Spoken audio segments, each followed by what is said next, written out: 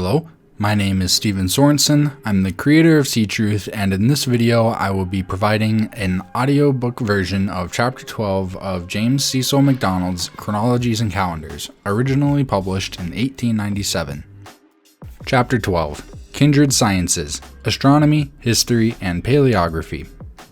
Having now reviewed the principal chronologies which have originated in the process of time, it will be well, before giving a summary of the volume in the following chapter, to devote several sections to the important subject of those kindred arts and sciences which have been, and are, most closely allied to chronology. Taking them in their natural order, astronomy may claim attention in the first place. It is worthy of notice that, to the ancients, Saturn was the outermost planet of the system, nothing beyond it being known, nor indeed was it to be assumed that any more could possibly exist, because Mercury, Venus, the Earth, Mars, Jupiter, and Saturn, with the Sun, made 7 celestial bodies of prime importance, and 7 was the number of perfection. It is also an impressive fact, which Sir Robert Ball mentions, that the stars have been studied and some great astronomical discoveries have been made untold ages before those to which our earliest historical records extend. In those practically prehistoric times, the motion of the moon was the primary, and the apparent progression of the sun the secondary part of the inquiry. Thereafter, observations more complete were attempted, whereby planetary conjunctions, solar eclipses, and the visibility of comets came to have special reference to BC and AD events. Even now, another authority assures us the Royal Observatory at Greenwich is besieged whenever Venus happens to shine brightly in the morning sky by inquiries as to whether this is not the Star of Bethlehem come once more. Quite recently, however, astronomers made intricate calculations in regard to the eve of the Advent conjunction of Venus with the planet Jupiter, the 2 brightest stars in the visible heavens. These 2 stars, astronomers averred, formed the compound temporary star which marked the incarnation. And these 2 were actually in conjunction, the computation showed, on what we now call the 8th of May BC 6. This abnormal conjunction, being to the west of the Sun, would be therefore visible as one constellation in the east shortly before sunrise on the day in question. The logical conclusions therefore are a. That the star was not one star, b. That the phenomenon was non-supernatural, and c. That its being accessory before the fact of the nativity was accidental. The coming of the Logos is not to create human chronology, but to recreate humanity. The eclipse recorded as synchronous with the night of some of Herod's major atrocities has been astronomically calculated, being a lunar eclipse, to have taken place on the 13th of our March in the 4th year before the Christian era. But as has been previously remarked, the whole chronology of Josephus is in a condition of suspended animation. There have been interpolations in his manuscripts. Even the adherents of the Jerusalem Talmud cannot gainsay the fact. How much more, then, must those who hold the Talmud as pro non scripto doubt the conclusions of both works?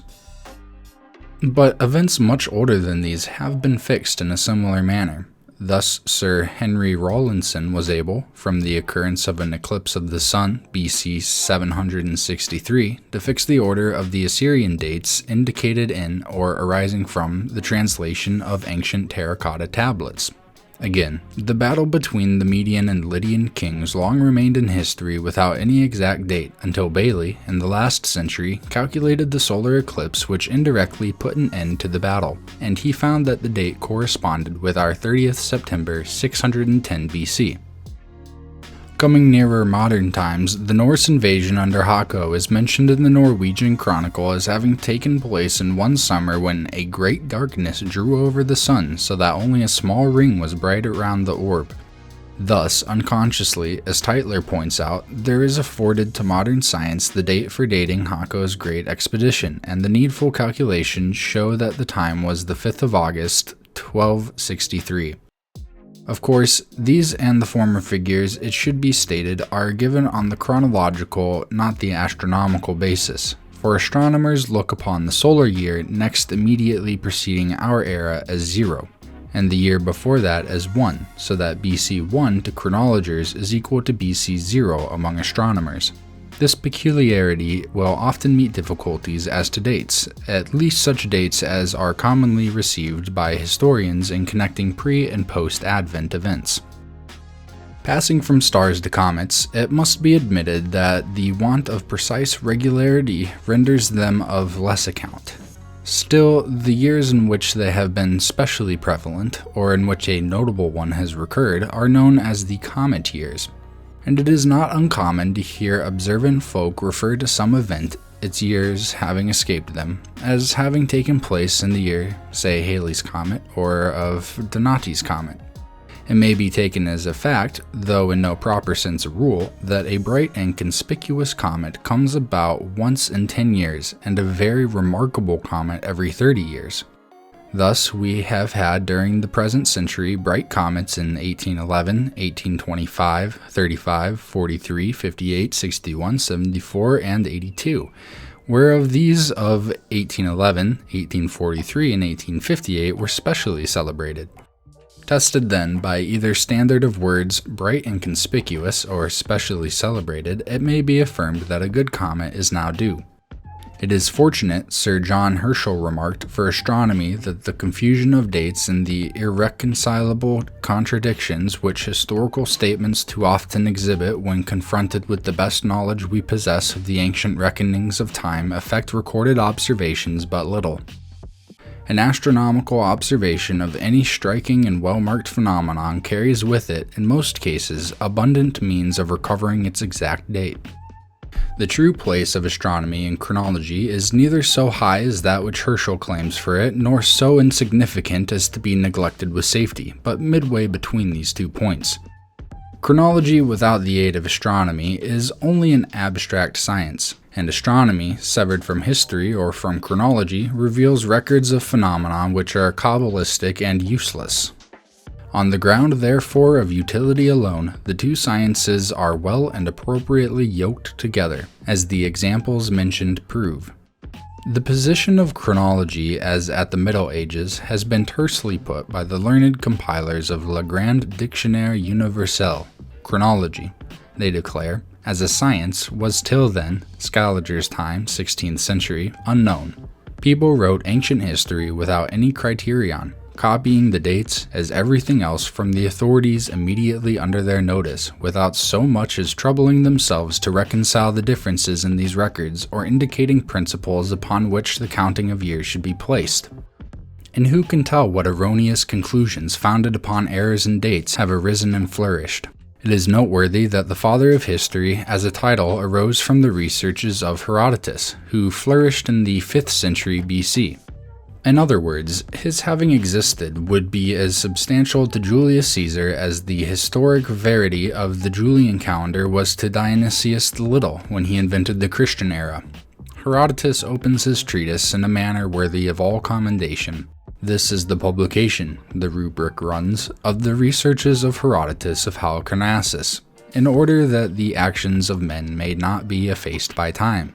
But when he slips into chronology, one is amazed to find that he approves of the data of Solon, who had put the terms of man's life at 70 years. These 70 years then gave 25,200 days, without including the intercalary month, and if we add that month to every year in order that the seasons arriving at the proper time may agree, the intercalary months will be 35 more in the 70 years, and the days of these months will be 1,050. This method of calculating time is just another instance of how wayward would be all history without chronology. And yet, what do we find? Chroniclers in every country in its infancy have devoted themselves to the task of spinning out fables and passing these to posterity as immaculate records. I do not say that history, and accurate history, cannot be written without a chronological basis, but I do affirm that the neglect of chronology has plunged many histories otherwise meritorious into much confusion as to the origin, potency, and extinction of epics. Scaliger is known as the father of chronology. He lived and died before the science of paleography was thought of. Paleography is likewise of assistance in chronology, and is the science of deciphering writings, especially those of ancient times, and of deciding upon their age, their authenticity, and present value. It is sometimes known as diplomatics. These 3 sentences will suffice to show that the great Scaliger must have wrought under serious disadvantages. In this science, so helpful towards accuracy and chronology, France led the way in 1681 with Mabillon's De Re Diplomatica, and in Scotland a treatise appeared in 1739. Thereafter, Greece, Italy, and Germany were severally the objects of paleographic research, and in 1803 a similar service was performed for England. It was not, however, till 1873 that a paleographical society was formed in London. Nowadays, writings are placed under 1 or 2 classes, genuine or spurious. Thus, a writing is spurious if it is not the production of the person whose name it claimed as author, or, when anonymous, it is held to be spurious if it has not sprang from the time and place of pretended origin. Again, any writing is genuine which is really the work of the author thereof, or whose name belongs to the period and place alleged for the first appearance of the manuscript. Paleography is not specially concerned with the ethics revealed, but tells us the genuine from the spurious in writings on sun-dried bricks, oyster shells, slabs, tiles, papyri, parchment, metals, bones, coins, metals, paper, ivory, bark, leather, lead, wood, or other substance used for recording the thoughts of mankind. The necessity at the moment, or the ingenuity of man, has often shown itself by the strangest methods of chronicling events. Chronology, when founded on paleography, becomes a more exact science, and consequently the elaborate tables of dates which in the last century were looked upon as perfectly accurate have been relegated to the limbo of the effete. A copy, perhaps a copy of a 10th copy, of a writing was too often regarded as the original, and dateless documents were accorded a startling antiquity. A writing was once foisted upon the public as being of the 10th century. Externally, it seemed to be valid, but the little pronoun its occurred on the text, and modern paleography rightly held the document to be spurious, for this pronoun is a post-restoration one. The paleographist, perusing, observe, however, that the earliest uncial of precise date is found in the record of sale by Didymus and his wife to Michaelis, of a date in the 1st century now specified 3rd June 88 AD. British Museum Manuscript, Case A, No. 6. The AR 7th of Domitian being given.